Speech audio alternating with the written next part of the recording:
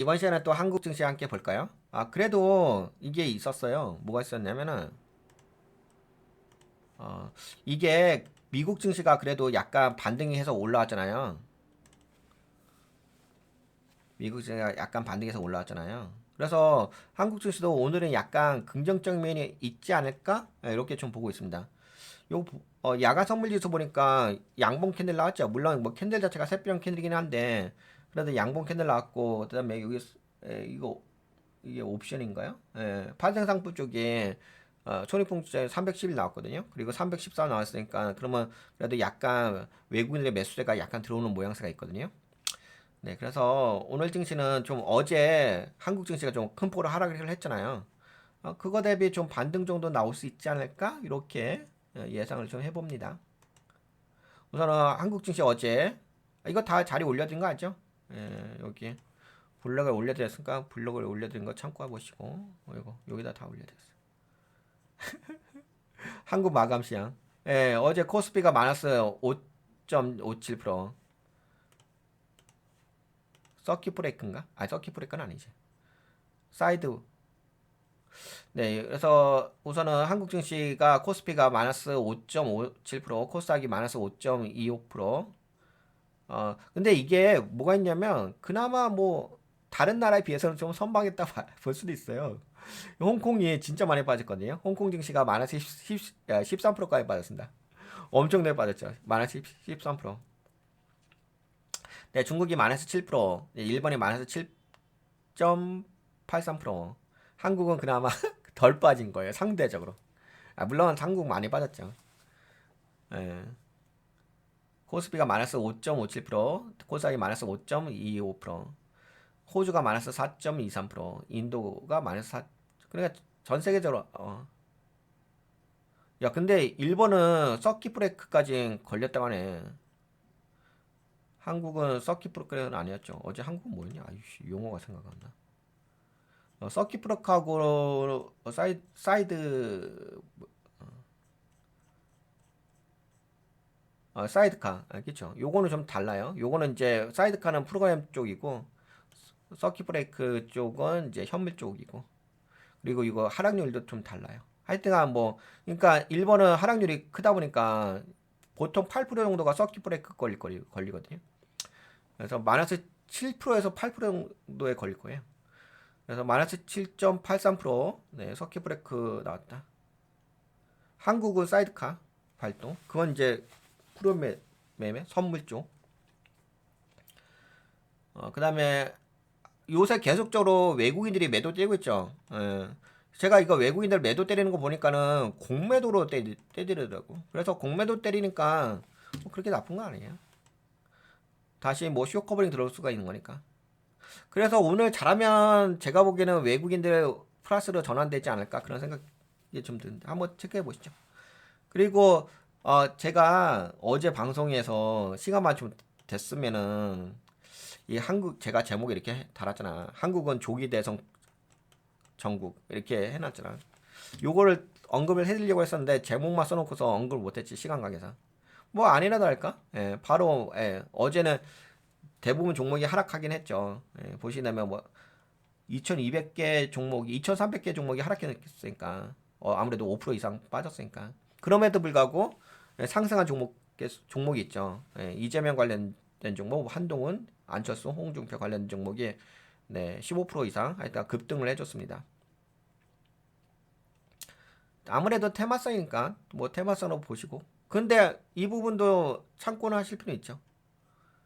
그냥 뭐 시장이 이렇다는 거예요. 시장이 뭐 이렇게 앞으로도 이런 부분은 염두에 두시고 그 다음에 아시아 전체 급락은 단순한 외부 이벤트가 아닌 미국발 정책 변화에 대한 반응이며 한국 시장도 이에 대해 민감하게 반응을 했다. 외국인 대규모 매도세와 정치의 테마주 급등. 그러니까 이런 게 있었죠. 대부분 종목 빠졌는데 정치 테마주는 그래도 어제 시장에서 주목을 받았고요. 시장은 단기 만등보다는 중장기적 정책 변수와 글로벌 매크로 이벤트에 따라 방향성이 결정될 가능성이 있다. 당연히 지금 매크로가 매우 중요하긴 하죠. 이 매크로라는 단어가 경제란 이야기예요. 주식시장 내 실적주보다는 정책 수혜 기대에 준합 방어적 종목 중심의 매매 전략이 필요하다. 요건 이제 투자 전략에서 좀 체크할게요. 이거 다 영상 대부분 자료는 올려드렸어요. 블로그에서 보면 오늘 투자 전략 이거는 잘 뽑아냈어. 네, 오늘 우선은 이제 글로벌 증시 핵심 포인트 보게 되면 트럼프 대통령의 대중국 50% 고일 관세 경고 요거 있었죠. 그래서 다우가 마이너스 0.91, S&P 500이 마이너스 0.27. 하지만 나스닥은 기술주 저가 매수세 유입으로 해가지고 약간 반등했죠. 상승 반격형 0.19. 그다음에 유럽 증시 스톡스 뭐 유럽 증시는 좀 많이 빠졌죠. 약 5% 정도 빠졌고 4, 5% 정도 빠졌고 아시아 증시는 홍콩 증시가 많이 빠졌고 니케이 근데 그나마 뭐 한국은 급락했는데 상대적으로 좀 선방했다 봐야 돼요. 오늘 좀 특이한 것은 채권 금리가 크게 많이 올랐다는 거. 안전자산 선호 약화와 인플레 운용 반영. 그러니까 이제 채권 금리가 올라온 거니까 채권 가격이 떨어진 거잖아요. 그러니까 채권에 대한 수요가 떨어졌다는 얘기는 채권은 안전자산 역할을 하잖아. 그러니까 안전자산에 대한 선호가 약해졌고 인플레이션에 대한 우려, 당연히 관세가 부과되게 되니까. 그러니까 이제 채권 금리가 올라온 거죠. 예. 그리고 뭐 이제 조만간 뭐 목요일 금요일 날 CPI, PPI 발표 있으니까. 그리고 유가도 많이 빠졌어요. 유가 뭐 이렇게 좀 빠진 부분에서 산업에 대한 수요 둔화 우려가 있고. 이거는 이제 이거 공포 탐욕 지수가 5, 극단의 공포 상태. 빅스 지수가 50까지 올라왔죠. 통상적으로 빅스가 뭐 20부터가 좀 위험하기 시작하죠. 저 진짜 위험해진 거는 27 정도, 28 정도라고 보는데 50까지 올라왔으니까 뭐 지금 상상을 초월할 수준이죠. 그리고 오늘 특이한 부분은 반도체 쪽에 강세가 있었습니다. 세금리 크게 올라갔고요. 그리고 이번 주 살펴볼 게 CPI, PPI 목요일날 금요일날 있고요. 중요한 거죠. 네, 아까 전에 말씀드렸다시피 코스피가 어제 마이너스 5.57%, 코스닥은 마이너스 5.25%. 환율은 1,463원. 그리고 정치 테마 관련된 종목이 어제 주목받았다. 네, 한국이 어제 뭐 급락한 부분은 위험 회피의 심리가 좀 확산된 거죠. 그리고 이게 이런 게 있더라고요. 개인 투자자 순매수 확대가 있잖아요. 근데 그거는 이제 시장에서 대량 매도가 일어나는 상황에서 개인 투자자가 의도치 않게 하방 압력을 흡수하는 역할을 하게 되는 그런 이제 어떤 패턴이 있어요. 그런 패턴에 의해서 투매 대응 구조로 해가지고 개인 매수세가 좀 들어왔다는 거고. 그리고 어제는 뭐 정치 테마주 총 올라왔다는 거. 그리고 뭐 현금 비중을 그러니까 요거는 이렇게 하라는 얘기는 아니고 지금은 요 정도 관점으로 좀 시장을 바라봐야 될 것 같다. 포트 내 현금 비중은 20에서 30 정도. 그리고 미국 증시를 뭐 글로벌 증시를 좀 기반을 해가지고 좀 살펴본다면 그나마 뭐 한국 시장에서 반도체 쪽이 오늘 좀 수혜를 받을 수 있을 것 같다. 근데 반도체라고 한다면 삼성전자, SK하이닉스잖아. 근데 여기는 이제 대형주잖아. 수익가총이 높고. 그리고 여기가 올라가야 되면 오늘 증시가 좀 긍정적으로 볼 수가 있긴 하겠지. 왜냐면 엔비디아가 올라갔잖아. 그래 엔비디아가 올랐으면 삼성전자, SK하이닉스가 올라올 가능성이 있지. 그러면 삼성전자, SK하이닉스가 올라간다면 시가총액 큰 종목이 올라오니까 오늘 한국 증시가 그래도 반등의 여진이 있다고 볼 수가 있긴 하겠지. 네이버, 카카오 기술주.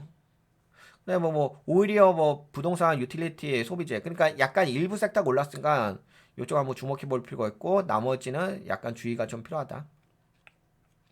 지금 포트폴리오 리밸런싱 전략은 리스크 이런 거는 계속 보시다 보면은 여러분들이 몸으로 체득하게 될 거예요. 이게 뭐 한순간에 여러분 그런 게 있잖아. 여담으로 말씀드린다면 우리가 학교 때 여러분들 학교 다녔었잖아. 학교 때 우리가 시험 준비할 때 어떻게 준비해요? 이게 보통 이제 시험 발표가 뭐 언제 이렇게 발표 일자를 얘기하잖아. 그러면 내가 일주일 전부터 시험 준비를 하는 게 아니잖아. 시험 공부를 일주일 전부터 하는 게 아니지. 일주일 전부터 시험 공부 열심히 해가지고 뭐 시험 범위 내가 해가지고 나 기말고사 해가지고 시험 잘 봐. 이렇게 안 하잖아.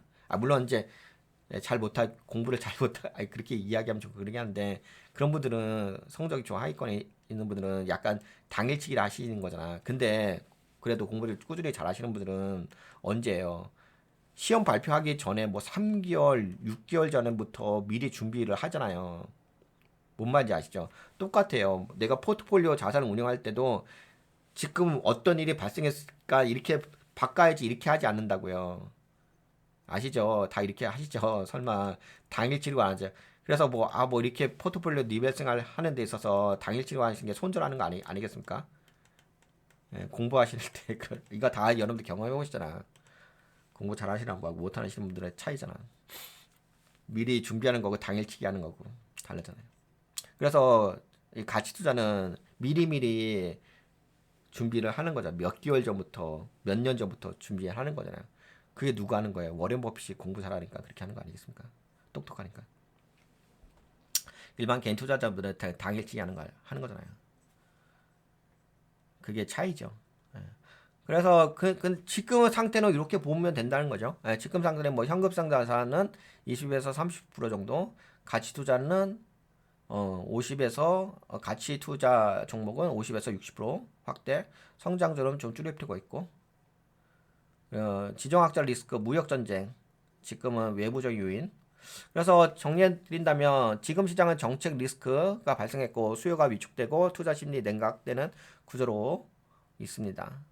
현재 상황이. 그리고 미국의 이번 주 목요일 금요일 CPI, PPI 지수가 약간 뭐 단기적 반등의 트리거 역할을 할 수 있다. 이게 아마 긍정적으로 나올 가능성이 좀 있을 것 같긴 해요. 한국은 시장에서 좀 긍정적으로 반응을 줄 수도 있을 것 같아.